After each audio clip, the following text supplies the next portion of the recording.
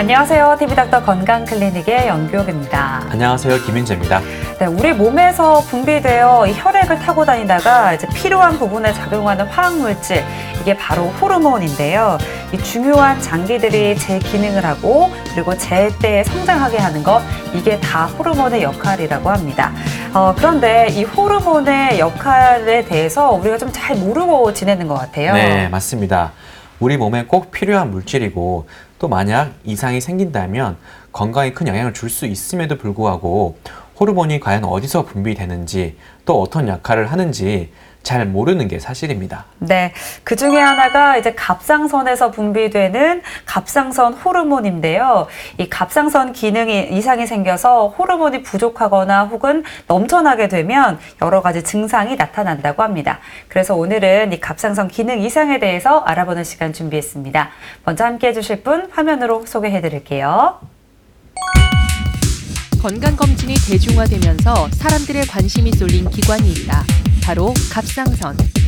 건강검진을 통해 갑상선암을 진단받는 사람들이 많아지면서 갑상선이 어떤 기능을 하는 기관인지 어떻게 관리해야 하는지 궁금증이 많다.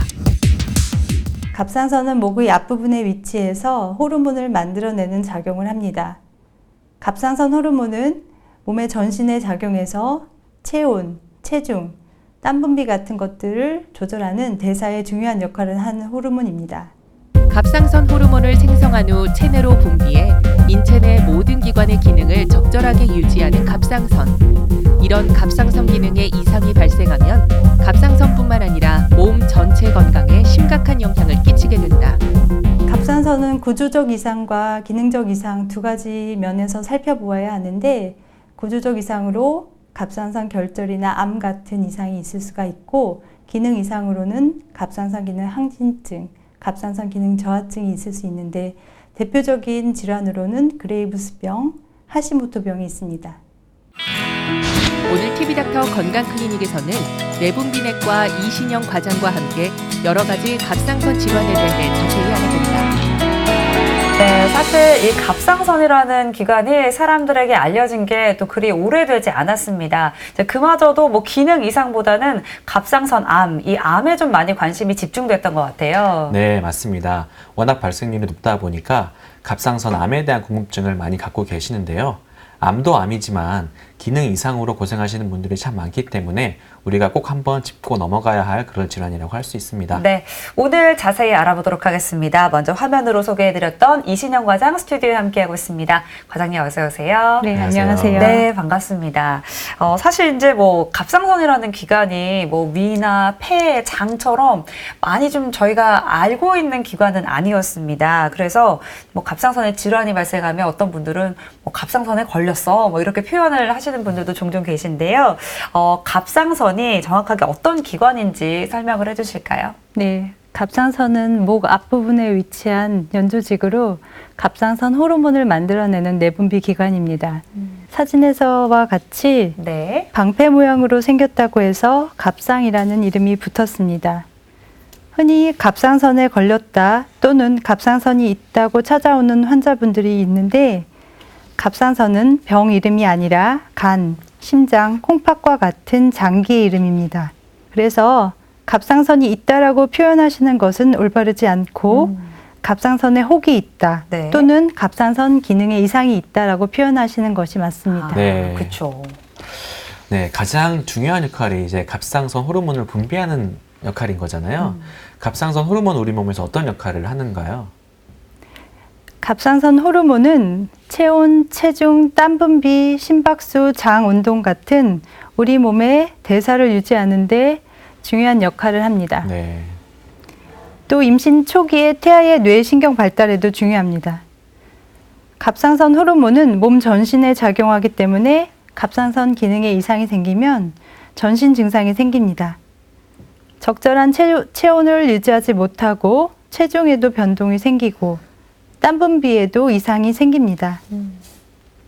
심장 뛰는 속도에도 영향을 주기 때문에 심장 증상으로 심장내과를 찾는 분들도 많습니다. 네.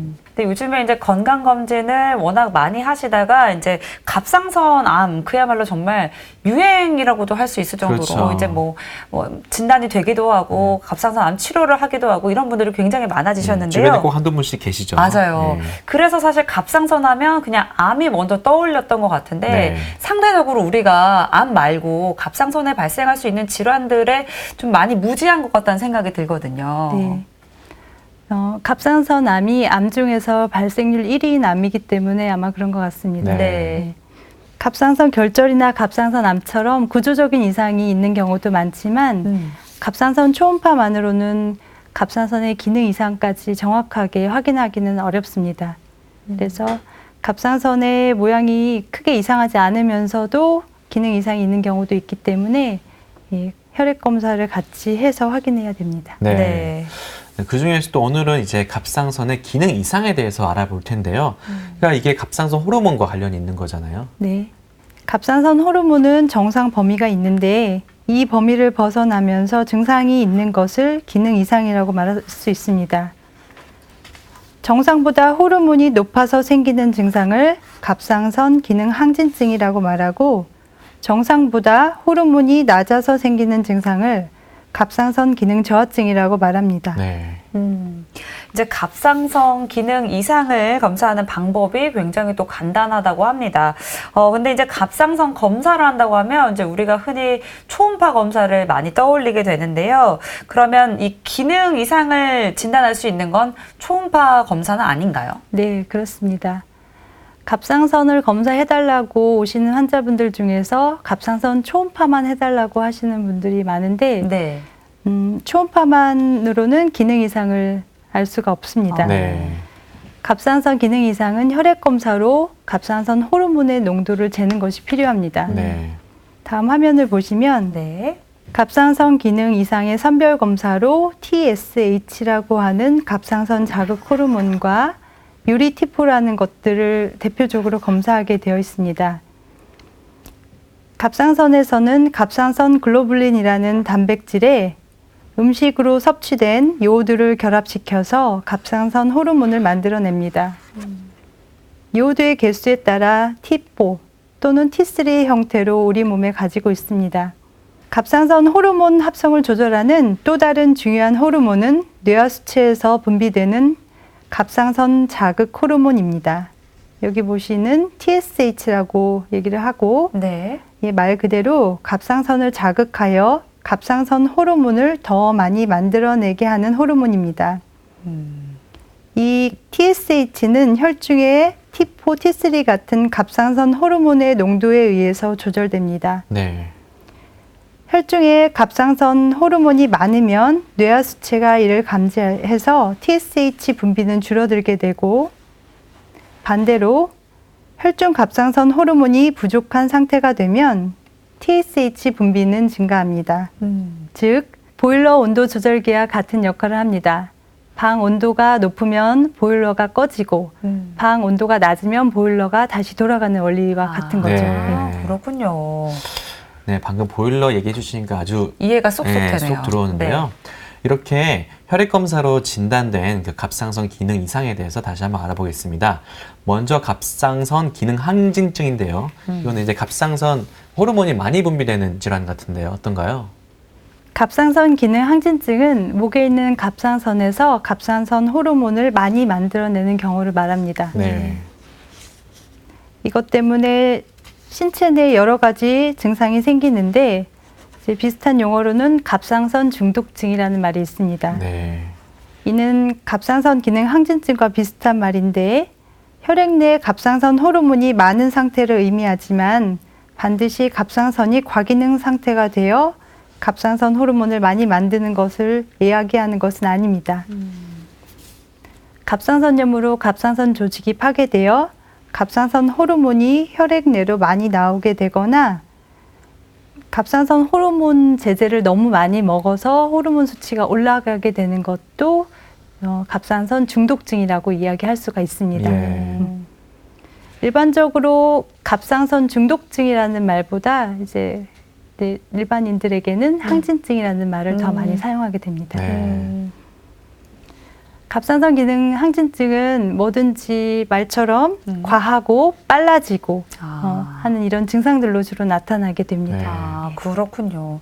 자, 그러면 이제 방금 말씀해 주셨던 것처럼 이제 갑상선 기능 항진증의 증상들이 이제 평소에도 또 충분히 발생을 할 수가 있다고 합니다. 어떤 증상들일지 자세하게 좀 들어볼까요? 갑상선 호르몬은 인체 내에서 에너지를 계속 소모하는 것이기 때문에 다음 그림과 같이 네. 증상이 여러 가지 생길 수가 있는데 땀이 많이 나게 되고 더위를 참지 못하고 땀을 많이 흘리게 되고 피로감을 호소한다든가 식욕이 증가하면서 음식 섭취가 늘지만 오히려 체중은 줄게 되고 그리고 많은 환자에서 목이 붓는 증상이 생길 수가 있고 그리고 화를 잘 내는 이런 증상이 생기기도 하고 손발이 떨리는 증상으로 나타나기도 합니다. 네. 그리고 잠을 잘 이루지 못하고 불안하며 집중력이 저하되고 업무 수행 능력이 현저히 떨어지게 되는 증상이 생길 수 있습니다. 그리고 여기 그림처럼 정상 맥박은 분당 60회에서 100회 사이에 맥박을 보이는 게 정상이라고 하면 분당 100회 이상의 맥이 빨라지는 빈맥이 발생하거나 맥이 불규칙하게 나오는 부정맥이 발생하기도 하는데 이런 것들이 생기면 가슴이 두근거리고 쉽게 숨이 차며 간혹 불규칙한 심장 박동이 느껴져서 심장내과를 방문하게 되는 경우도 많습니다. 네. 또한 장 운동이 빨라지게 돼서 대변을 자주 보거나 변이 묽어지고 설사를 하는 경우도 있습니다. 근육이 위축되고 힘이 약화되고 근무력이 발생하기도 합니다. 갑상선 기능 항진증을 가진 젊은 남자에서 간혹 마비 증상이 나타나기도 하는데요. 예, 새벽에 사지가 마비돼서 응급실로 119를 타고 오게 되는 경우도 종종 볼 수 네. 있습니다. 그렇군요. 네. 또한 뼈의 칼슘 대사가 증가해서 골밀도 측정 시에 골다공증이 진단되는 경우도 있고요. 예전에 없던 가려움 때문에 잠을 못 주무신다는 분도 계실 수 있고 네. 머리카락이 쉽게 빠지기도 하고 이런 것 때문에 걱정을 하시는 분들도 많지만 대부분 일시적인 현상으로 갑상선 기능 항진증이 좋아지면 탈모도 좋아질 수 있습니다. 네. 여성의 경우에는 월경이 불규칙해지며 무월경이 생기기도 하고 불임의 한 원인이 되기도 합니다. 남성의 경우는 성기능이 떨어지거나 정자수가 줄어들고 임신율이 낮아지고 여성처럼 유방이 커지는 증상을 보이기도 합니다. 일부 환자에서는 안구가 튀어나오는 안구 증상을 나타나기도 하는데 그레이브스 병이라는 거에서 주로 발생하며 눈이 부시고 눈에 다른 이물질이 들어간 듯한 느낌이 듭니다. 심하면 이제 물체가 두 개로 보이는 복시라는 현상이 나타나기도 하고 시신경을 누르게 되는 경우에는 시력을 손실되기도 하는 증상이 생깁니다. 네. 네. 자, 그럼 갑상선 호르몬이 왜 이렇게 많이 분비가 되는 걸까요? 예, 간단히 말하자면 호르몬이 과다하게 만들어지거나 과다하게 분비돼서 생기는 것입니다. 네. 과다하게 만들어지는 여러 질환이 있는데 그 중에서 자가 면역 질환인 그레이브스 병이 가장 흔합니다. 그 밖에 임신성 갑상선 중독증, 갑상선 호르몬을 많이 분비하는 종양, 요오드나 약제에 의한 갑상선 중독증이 기능 항진증을 일으킵니다. 갑상선 기능 항진증이 없으면서 조직 내에 갑상선 호르몬이 많은 경우도 있는데 갑상선 기능 저하증에서 갑상선 호르몬을 과다하게 복용하거나 아급성 갑상선염 또는 무통성 갑상선염 같은 염증으로 갑상선 조직이 파괴되어 혈중에 갑상선 호르몬이 쏟아져 나와서 많아지는 경우도 있습니다. 네. 지금 갑상선 기능 항진증의 그 원인 중에 하나로 그레이브스병을 말씀하셨는데 이건 어떤 질환인가요? 네, 그레이브스병은 갑상선종과 갑상선 기능 항진증을 동반하는 자가 면역성 질환입니다. 네. 이 병을 처음 발견한 아일랜드 의사인 로버트 그레이브스의 이름을 따라서 병의 이름이 지어졌습니다. 그래서 보통 항진증이라고 얘기하시는 분들은 그레이브스 병인 경우가 제일 많습니다. 예. 그레이브스 병은 일부 갑상선 조직에 대해 항체가 생겨서 자기 조직인 갑상선에 대한 면역 반응이 발생하고 여기서 생성된 항체가 지속적으로 갑상선을 자극하여 갑상선 기능 항진증이 발생합니다. 혈액 내 항체 수치가 높을수록 재발이 잘 되고 예후도 좋지 않고 치료하기도 어렵습니다. 네. 그럼 이제 치료 방법을 좀 알아봐야 될 텐데요. 이게 아무래도 호르몬이 과다하게 분비가 되는 거니까 그 과다하게 분비되는 걸 좀 줄여주면 되지 않을까 이런 생각이 드는데 약물로 치료가 가능할까요? 네. 그레이브스 병의 경우에는 이제 약물 치료, 요오드 치료, 그리고 수술적 치료로 치료가 가능합니다. 네. 네, 그 중에서 약물 치료를 가장 많이 시행하고 있고, 약물 치료로 효과가 없거나 약물 치료를 할 수 없는 경우에는 다른 치료 방법을 택하기도 합니다. 네. 그레이브스 병으로 인한 항진증 같은 경우 약물 치료는 보통 처음에 고용량의 항갑상선제를 복용하다가 4에서 6주 간격으로 호르몬을 측정하면서 약을 감량합니다. 그래서 1년 반 이상, 1년 반에서 3년 정도 보통 치료를 하고 중단하게 됩니다. 네. 네. 방사성 요오드 치료는 어느 경우에 하게 되나요? 네. 그레이브스 병은 재발을 잘합니다. 치료를 하고 약을 중단한 분들의 한 3분의 1에서는 재발을 하게 돼 있습니다. 이런 경우에 다시 약물 치료를 하기도 하지만 약을 또다시 중단하게 되면 재발할 수 있는 위험이 있습니다. 이런 경우엔 다른 치료를 선택할 수 있는데 그 중에 한 가지가 이제 방사성 요오드 치료와 수술적 치료가 되겠습니다. 네. 갑상선은 음식물에 있는 요오드를 선택적으로 흡수해서 갑상선 호르몬의 재료로 사용하는데 방사성 요오드란 방사성이 나오는 요오드로 복용을 하게 되면 정상 갑상선 조직에 선택적으로 흡수하게 되어서 갑상선을 파괴시키는 약물입니다. 자, 그리고 이제 수술을 해야 되는 경우도 있다고 합니다. 그렇다면 자, 어떤 경우에는 수술을 받게 되나요? 그레이브스 병에서 약물 치료를 못하는 경우 또는 방사선 요오드 치료를 못하게 되는 경우는 다음 화면에서 보는 것처럼 네. 수술적으로 갑상선 조직의 일부 또는 전부를 제거합니다. 수술적으로 제거하는 경우 다른 치료보다 갑상선 기능 항진증이 가장 빨리 좋아지게 됩니다. 네. 그러나 수술적 치료의 부작용으로는 갑상선 호르몬이 적게 만들어져서 기능 저하증이 생길 수도 있습니다.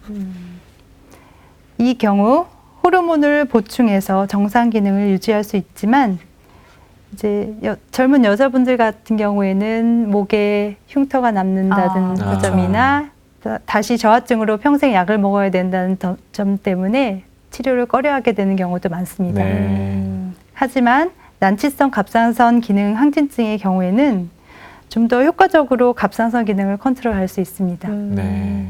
그렇군요. 자, 그리고 또 한 가지 알아볼 질환이 있습니다. 아급성 갑상선염인데요. 뭐 갑상선에 염증이 생긴 걸 말하는 건가요? 네, 일종의 갑상선에 생기는 염증 질환 중에 하나인데 네. 사례를 하나 보겠습니다. 네. 50세 여자 환자가 일주일 전부터 목을 누르면 아프고 혹이 만져진다고 해서 병원에 왔는데요. 열은 없었지만 두통과 몸살 통증이 있고 전신이 피곤하고 힘들다고 하였습니다. 2달 전 심하게 감기를 앓은 적이 있었고 최근 일주일 사이에 2kg 정도의 체중 감소도 있었습니다. 진찰을 해보았더니 갑상선 부분을 누르면 심하게 통증을 느꼈고 다음 검사처럼 네. 호르몬 수치가 프리티포라고 하는 요 갑상선 호르몬 수치가 정상보다 올라가 있고 아까 말했듯이 갑상선 자극 호르몬이 줄어들게 있는 갑상선 기능 항진증 중독증의 상태를 보였습니다. 초음파에서 왼쪽 초음파의 갑상선 소견은 비교적 모양이 괜찮으나 오른쪽 갑상선은 좀 새카맣게 변하면서 이렇게 부어 오른 것처럼 보이는 이런 소견이 있어서 오른쪽에 아급성 갑상선염으로 진단을 하였는데요. 이렇게 여러 검사들을 종합해서 아급성 갑상선염으로 진단하였습니다. 네. 그런데 과장님, 이 아급성이라는 게 어떤 의미를 갖고 있는 단어인지도 좀 궁금하거든요. 네, 이제 발현 시기에 따라서 급성, 아급성, 만성으로 보통은 질환을 나누고 네. 증상이 생긴 지 얼마 안 된 경우에 급성, 최소 보통은 일주일 이내를 급성이라고 얘기를 하고 올해 3개월 이상 된 경우를 이제 만성이라고 얘기를 하는데 네. 아급성이라는 말이 붙은 거는 이제 일주일 이상 지났으면서 천천히 생겼기 때문에 급성보다는 천천히 생기고 만성보다는 좀 빨리 생겼기 때문에 아급성이라는 말이 붙은 것 같습니다. 네. 그렇군요. 네. 그러니까 이제 우리가 감기 걸린 줄 알고 이제 감기 앓고 난 후유증이라고 생각을 하고 그냥 지나칠 수가 있는데 그렇죠. 갑상선염이었던 경우가 있을 수 있는 거잖아요. 네. 실제로 감기 몸살로 치료를 해도 좋아지지 않다가 목이 너무 아프다고 해서 오시는 경우가 종종 있습니다. 네. 갑상선염에 대한 치료를 하면 감기 몸살로 생각됐던 증상들도 같이 좋아져서 굉장히 만족하는 경우도 많고요. 네. 아급성 갑상선염이 보통 감기 후에 잘 생깁니다. 예.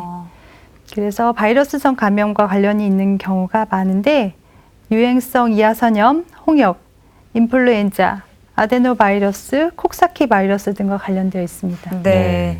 그러면 이 질환이 발생하게 되면은 어떤 증상들이 나타나게 되는 건가요? 온몸이 쑤시고 아프고 머리 아프고 몸도 아프고 목도 아프고 열도 나고 이런 증상이 있다가 네. 갑자기 목을 누르면 아프거나 종괴처럼 만져진다고 해서 오십니다. 네.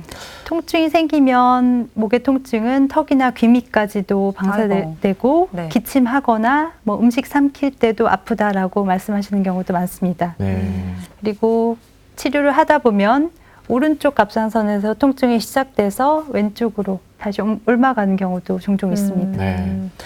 그러니까 말씀 들어보면 거의 완전 감기 증상과 그 그러니까요. 이하선염, 네, 볼거리라고 얘기하는 네. 증상과 거의 비슷한데 환자들이 저 갑상선 아파요 이렇게 오지 않거든요. 그렇죠. 저 목이 아파요 이렇게 오기 때문에 그 진단하기가 좀 어려울 것 같습니다. 근데 이제 잘 모르고 뭐 저 같은 응급실이든 아니면 의원에서 감기 치료를 할 수 있을 것 같은데 네. 이런 경우 치료는 어떻게 해주는 게 맞을까요? 네.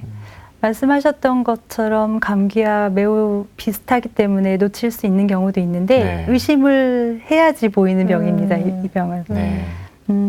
이 병은 증상을 주로 이제 조절해주는 치료를 하게 되는데 아스피린이라든지 비스테로이드성 진통제로 먼저 치료를 하게 되고 그런 걸로 효과가 없는 경우에는 단기적으로 스테로이드로 치료를 합니다. 네.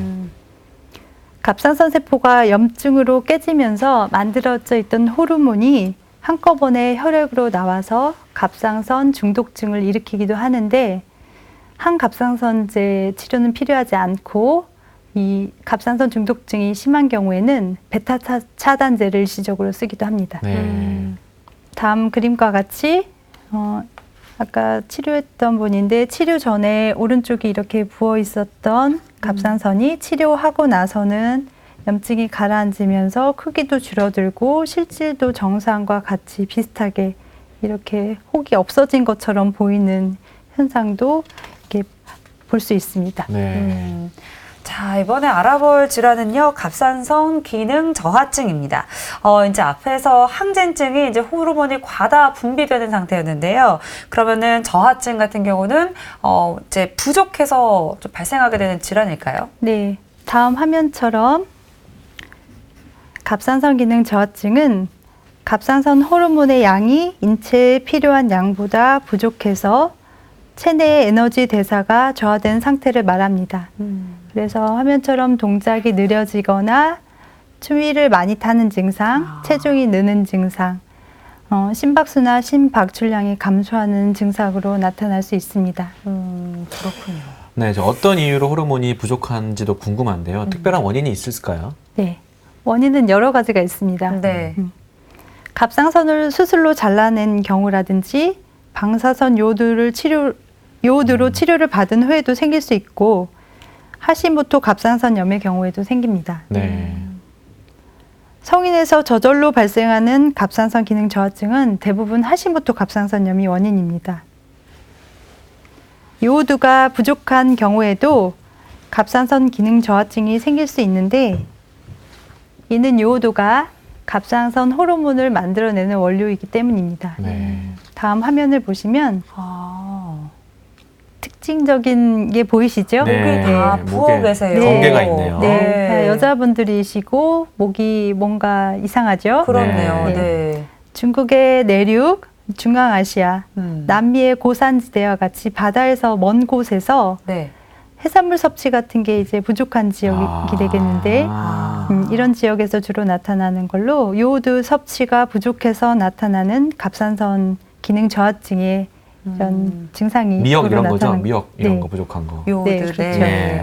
이러한 지역에서는 요오드의 결핍으로 인해서 지역 주민 중 상당수가 그림과 같이 네. 갑상선이 커져 있습니다. 네. 드물게 뇌하수체 기능이 이상이 있어서 갑상선 자극 호르몬의 분비가 제대로 되지 않으면 갑상선 자체 이상이 없어도 2차적으로 갑상선 기능 저하증이 나타나게 됩니다.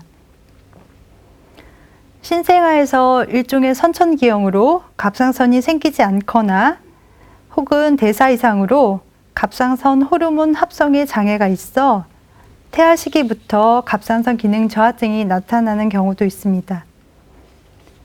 이러한 경우를 특별히 크레틴병이라고 하며 출산 직후에 빨리 발견해서 치료를 하면 거의 정상인과 같은 정도의 성장 발육이 가능합니다.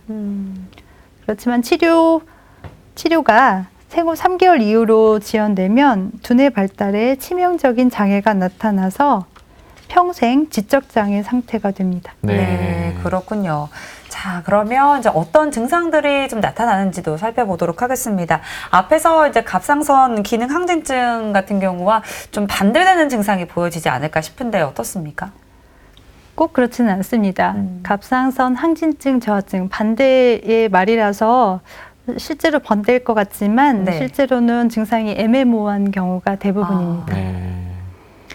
조금 피곤하고 손발이 차고 얼굴이 붓고 기억력이 떨어진다거나 소화가 잘 안 되고 변비가 생기는 정도인 경우 등 다른 질병에서 나타나는 증상과 구별이 쉽지가 않습니다. 네. 이런 증상이 있다고 해도 대개는 매우 오랜 시일에 걸쳐서 서서히 나타나므로 스스로 느끼는 불편은 거의 없는 경우도 많습니다. 갑상선 호르몬은 열과 에너지의 생성에 필수적이므로 호르몬이 부족한 경우에는 온몸의 대사 속도가 다 떨어지고 이에 따라서 몸의 모든 기능이 저하됩니다. 열 발생이 줄어서 몹시 피곤하며 추위를 잘 타게 되고 땀이 잘 나지 않아서 피부는 매우 건조하고 거칠며 특히 얼굴이 핏기가 없이 창백해지고 누렇게 되는데 손발바닥이 현저하게 누런색을 띱니다.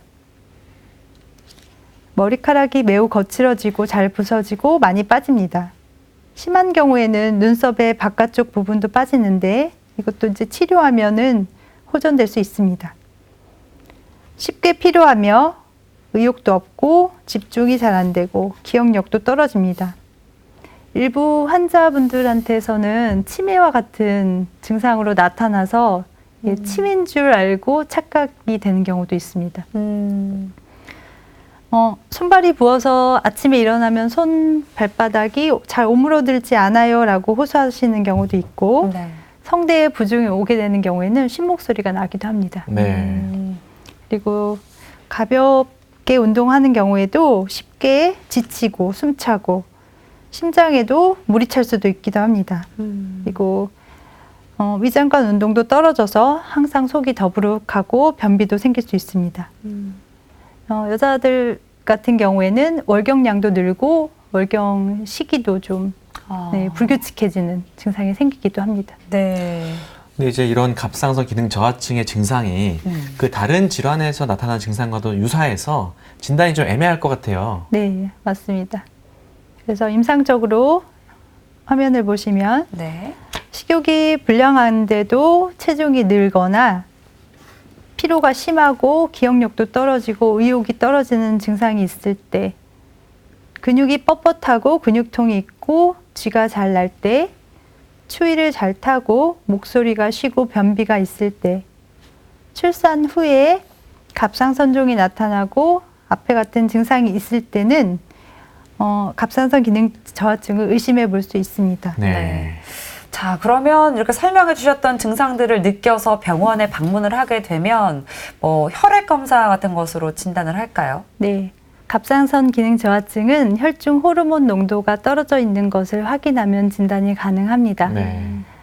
임상적인 증상이 매우 다양하기 때문에 매우 진행된 기능 저하증이 아니라고 하면 진찰만으로 진단하기는 어려운 경우가 많습니다. 혈액 검사로 간단히 진단되며 혈액 내에 갑상선 호르몬이 정상 이하로 저하되어 있고 갑상선 자극 호르몬이 정상 이상으로 증가해 있는 경우는 진단이 됩니다. 성인에서 자발적으로 발생하는 갑상선 기능 저하증의 가장 흔한 원인인 하시모토 갑상선염의 진단은 초음파 유도하에 조직 생검으로 확진할 수 있지만 혈액 검사로 갑상선에 대한 자가 항체를 측정함으로 인해서 쉽게 진단할 수 있습니다. 간혹 갑상선 호르몬 자체가 정상이지만 갑상선 자극 호르몬만 증가하여 있는 경우가 있는데 이를 갑상선 불연성 갑상선 기능 저하증이라고 얘기하고 이런 경우에는 거의 자각 증상이 없고 진찰 소견만으로는 진단할 수 없기 때문에 혈액 검사를 통해서 할 수 있습니다. 네. 네, 그럼 치료는 그냥 단순하게 갑상선 호르몬이 부족해서 생기는 거니까 갑상선 호르몬을 보충해주면 되는 건가요? 네, 맞습니다. 아. 네. 간단하네 아주. 네. 이제 꼭 치료해야 되나 생각하시는 분들도 계신데 네. 이제 갑상선 호르몬이 이제 부족하게 되는 경우에는 혈중 콜레스테롤이 늘어나면서 동맥경화증의 원인이 될 수 있고 이로 인해 심장 질환 같은 것들이 더 늘어날 수 있기 때문에 꼭 치료를 하셔야 합니다. 네. 말씀하신 것처럼 이제 호르몬을 보충해주면 되는데 네. 호르몬 복용 방법을 이제 잘 지키시는 것이 중요합니다. 갑상선 호르몬은 식후에 음식에 영향을 많이 받아서 식사와 함께 복용하게 되면 흡수가 잘 되지 않습니다. 그래서 항상 아침에 일어나자마자 바로 약을 먹고 식사를 1시간 뒤에 하시게 되면 되고 네. 또는 놓친 경우에는 저녁 식사 후 2시간 뒤 네. 자기 전에 약을 복용하시면 됩니다. 갑상선 호르몬은 환자의 체중이나 갑상선 호르몬의 부족 정도 등에 따라 여러 가지 갑상선 용량의 제재가 나와 있기 때문에 이제 의사의 처방에 따라서 약을 복용하시고 한 달 정도 뒤에 호르몬이 정상으로 잘 돌아왔는지를 평가해 보아야 합니다. 네. 이 갑상선 기능 저하증을 일으키는 질환에 대해서도 조금 더 자세하게 살펴보도록 하겠습니다. 앞에서 언급해 주셨던 하시모토 갑상선염 어떤 질환일까요? 하시모토 갑상선염은 만성 갑상선염이라고도 합니다. 화면에서 보시는 것처럼 갑상선이 미만성으로 커지는 갑상선종을 동반하는 갑상선 기능 저하증의 가장 흔한 원인입니다. 30세에서 50세 사이에 여자에서 많이 발생합니다. 남자보다 여자에서 15배에서 20배 정도 흔하게 발생하는데 자가 항체의 일종인 갑상선 과산화 효소 항체의 역가가 매우 높은 것이 검사 특징입니다. 네. 갑상선 기능 검사는 많은 경우에는 정상이나 진행된 경우에는 갑상선 기능 저하증이 발생합니다. 하시모토 갑상선염은 세균이나 바이러스 감염, 요오드 섭취, 흡연, 스트레스, 임신과 같은 환경 인자에 의해 유발될 수 있으며 이로 인해 자가 면역성으로 갑상선 세포가 파괴되고 기능이 소실될 수 있습니다. 네. 갑상선 질환들은 이렇게 젊은 여성분들이 좀 주의를 해야 될 것 같다는 생각이 자꾸 드는데요. 네. 하시모토 갑상선염이 발생하면 어떤 증상이 생길 수 있을까요? 앞서 보셨던 사진을 다시 한번 보시면요. 네. 이렇게 전형적으로 목이 부어 있는 갑상선 종이 생기는 경우도 있는데 네.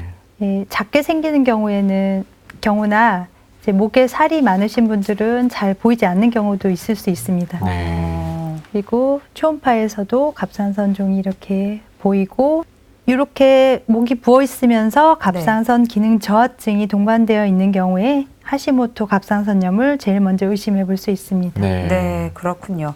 자, 그렇다면 이 하시모토 갑상선염 어떤 검사들로 진단이 가능한가요? 네. 혈액 검사로 갑상선 자가항체가 양성인 경우에 진단이 가능하고 앞서 얘기 드렸지만 확진을 위해서 조직 검사 또는 세포 검사가 필요하지만 임상적으로 충분히 진단할 수 있기 때문에 이렇게 조직 검사까지 하는 경우는 굉장히 드뭅니다.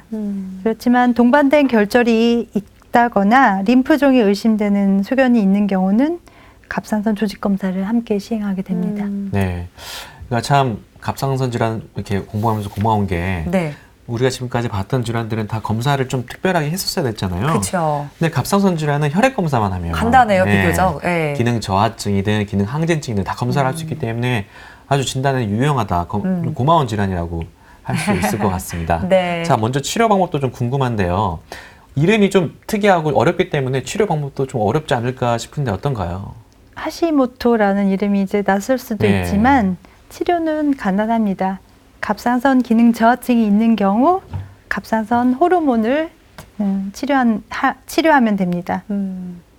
갑상선 기능이 정상이라고 하더라도 목이 많이 나와서 갑상선 종이 큰 경우에는 호르몬을 투여하는 경우도 있는데 아직 논란의 여지가 좀 있기는 합니다.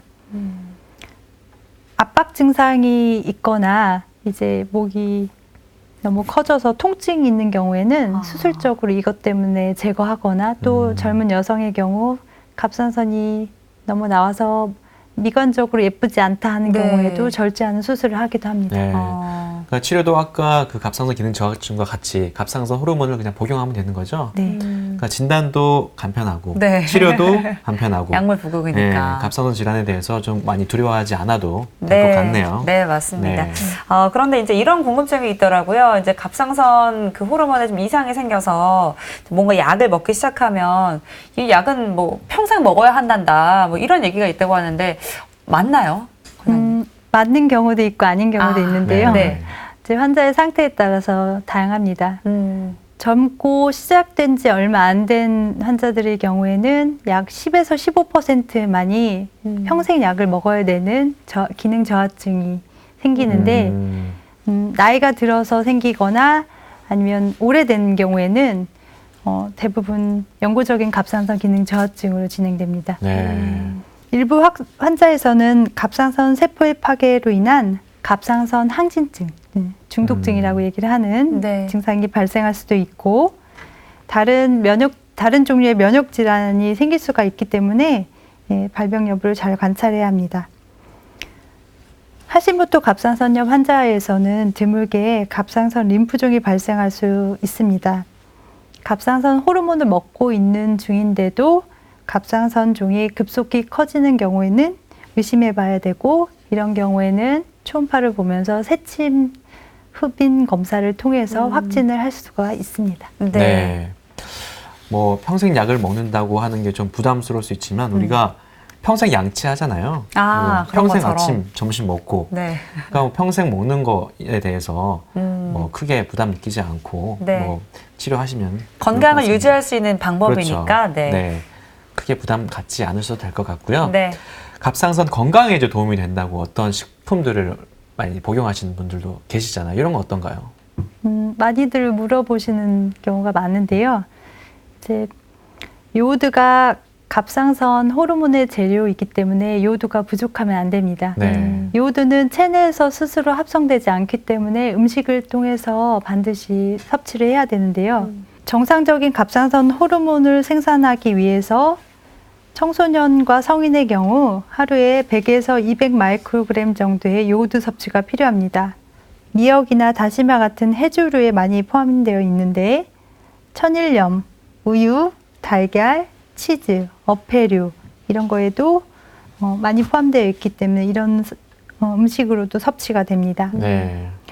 장기간 요오드의 과도한 섭취 또는 부족은 갑상선 호르몬 생성 과정에 문제를 발생시켜서 갑상선 기능 이상을 유발할 수가 있습니다.